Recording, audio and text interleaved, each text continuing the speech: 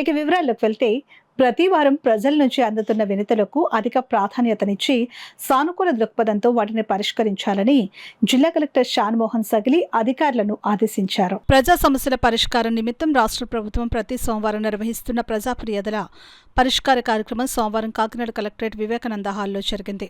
ఈ కార్యక్రమంలో జిల్లా కలెక్టర్ షాన్మోహన్, జిల్లా జాయింట్ కలెక్టర్ అపూర్వ భరత్, జిల్లా రెవెన్యూ అధికారి J Venkatrao, CPO P Trinath ఇతర అధికారులతో కలిసి హాజరై కాకినాడ జిల్లా చుట్టుపక్కల ప్రాంతాల నుంచి వచ్చిన ప్రజల నుంచి వినతులు, అర్జీలను స్వీకరించారు. ఈ అర్జీలను ఆయా శాఖల అధికారులకు సూచిస్తూ వాటిపై సత్వరం, సమగ్రమైన, సంతృప్తికరమైన పరిష్కారాలు అందించాలని అధికారులను ఆదేశించారు.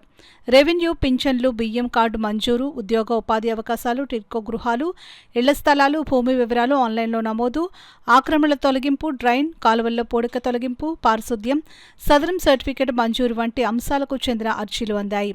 ఈ సందర్భంగా జిల్లా కలెక్టర్ షాన్మోహన్ మాట్లాడుతూ ప్రజా ఫిర్యాదుల పరిష్కార వేదిక కార్యక్రమంలో అందిన వినతులు ఎప్పటికప్పుడు పరిష్కరించబడాలని అన్నారు.